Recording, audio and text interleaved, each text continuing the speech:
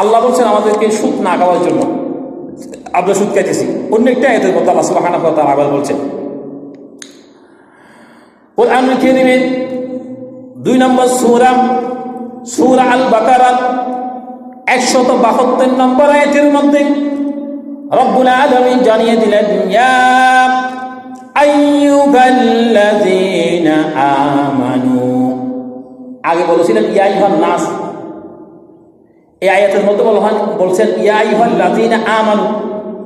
কথা একটা নাকি দুইটা?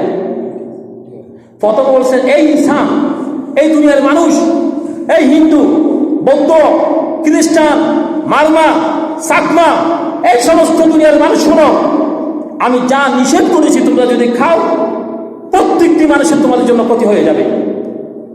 এখন সমস্ত মানুষকে বাদ দিয়ে ফেলছেন, এখন বাক করে ফেলছেন, ইয়া আইয়ুহাল্লাযীনা আমানু, ও ঈমানদারগণ, ও বিশ্বাসীগণ। আমরা কালিমা পড়ে বিশ্বাসী হয়েছি, কি পড়ে? মাথা পরিব তো মাথাটা কেন বুঝবেন আমরা? কালিমা পড়ে আমরা মুমিন হয়েছি, ঈমানদার হয়েছি। যখন পড়ে নিলাম লা ইলাহা ইল্লাল্লাহু মুহাম্মাদুর রাসূলুল্লাহ সাল্লাল্লাহু আলাইহি ওয়াসাল্লাম, যখনই মুহাম্মাদুর রাসূলুল্লাহ বলবেন তখন সাল্লাল্লাহু আলাইহি ওয়াসাল্লাম বলবেন, এটা ওয়াজিব। আর বলতে চেয়েছিলাম আল্লাহ পার্থক্য করে দিলেন, এই পার্থক্য করে আবার ঈমানদারকে বলছেন। ওখানেও কিন্তু কুলু ছিল, ইয়া আইয়ুহান নাস কুলু, আর এখানে বলা হচ্ছে ইয়া আইয়ুহাল্লাযীনা আমানু কুলু। ও নাস কুলু, ও আমানু কুলু, মানুষদেরকে বলছে খাও, আবার মুমিনদেরকে বলছে খাও। পার্থক্য হচ্ছে যারা ঈমান এনে ফেলবে তারা ওই মানুষ থেকে বাহির হয়ে যাবে, তাদের স্পেশাল একটি সার্টিফিকেট থাকবে, সেটা হচ্ছে মুসলমান, সেটার নাম হচ্ছে ঈমানদার। আমরা যখন কালিমা পড়ে ফেললাম আমাদেরকে বলা হয় মুমিন, মুসলমান, ঈমানদার।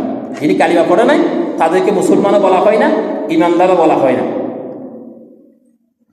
আল্লাহ রাব্বুল আলামিন বললেন, মিনাত তাইয়্যিবাত মা রাযাকনাকুম ওয়াশকুরু লিল্লাহি ইন কুনতুম ইয়্যাহু তা'বুদুন।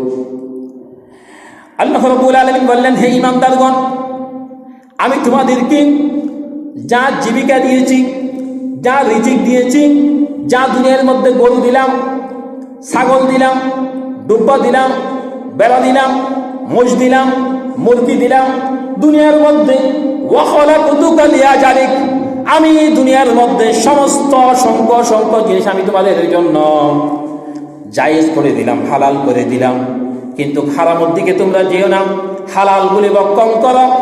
মা রাযাকনাকুম, রিজিক দিয়েছি, রাযাকনাকুম, আল্লাহ হচ্ছে রিজিক দাতা। রিজিক দাতা কে? আমরা তো মনে করি যে রিজিক দাতা আল্লাহ নয়। এবারের মধ্যে মা দুর্গা, মা দেবী এসেছে, মা দেবী বেশি ফসল দিয়েছে, নাউজুবিল্লাহি মিন যালিক। মা দেবী ফসল দেয় নাকি আল্লাহ ফসল দেয়?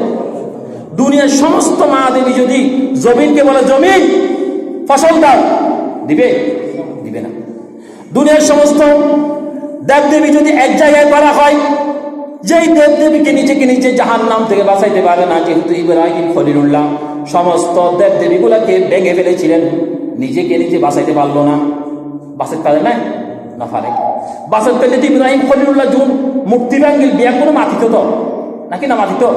মাইতে না মাতি। তাহলে মা রাযাকনাকুম, আমি যা রিজিক দিলাম, রিজিকের মালিক হচ্ছেন আল্লাহ। ওয়াশকুরু লিল্লাহি, আর আল্লাহ শুকরিয়া আদায় করতে হবে। সব সময় আল্লাহ শুকরিয়া যদি আদায় করে, রব্বুল আলামিন বলেন, লা ইন শাকারতুম লাযীদান্নাকুম ওয়া লা ইন কাফারতুম ইন্না আযাবি লাশাদীদ। আল্লাহু আকবার। আল্লাহ সুবহানাহু ওয়া তাআলা বললেন, বান্দা, আমি তোমাকে সুস্থ দুইটা চোখ দিলাম সুস্থ থাকার জন্য, দেখার জন্য, কান দিলাম, পা দিলাম হাঁটার জন্য। এই পায়ের কোনো শক্তি নাই। আমি আল্লাহ যদি অর্ডার করি, অনেক মানুষ আছে পা আছে, হাঁটার শক্তি নাই। আমি এক সময় পা ছিল, যখন মায়ের পেট থেকে আসলাম ছোট্ট অবস্থায় 2 কেজি 3 কেজি ছিলাম, তখন পা ছিল না, হাঁটতে পারতাম, চোখ ছিল না, দেখতাম, কান ছিল, শুনতাম, কিচ্ছু করতে পারতাম না, সমস্ত কিছু ছিল। বলতাম তোমাকে আমি আস্তে আস্তে করে এই পর্যন্ত বড় করেছি, এই পর্যন্ত তোমাকে আমি পাঠিয়েছি, আর তুমি আমার শুকরিয়া আদায় না করে তুমি কার শুকরিয়া আদায় করো? তুমি দুনিয়ার কোন নেতা শুকরিয়া আদায় করো? আমি আল্লাহ তো তোমাকে এই পর্যন্ত বড় বড় সুস্থ করে আস্তে আস্তে ধীর ধীর করে আমি তোমাকে বড় করেছি, তুমি আমাকে চিনো না? ফাজকুরুনি আযকুরুকুম ওয়াশকুরুনি ওয়ালা তাকফুরুন। ফাজকুরুনি, আমার জিকির করো, আমার স্মরণ করো, আমাকে ডাকো।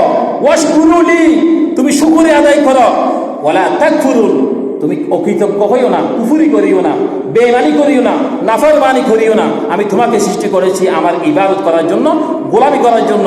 তুমি যদি ইমানদার হয়ে থাকো, তুমি যদি মুমিন হয়ে থাকো, তুমি যদি আমার গোলাম হয়ে থাকো, তাহলে ইন কুনতুম ইয়াহু তা'বুদুন, দুনিয়ার জমিনের মধ্যে তুমি একমাত্র কেবলমাত্র আমার ইবাদত করবা। সুবহানাল্লাহ।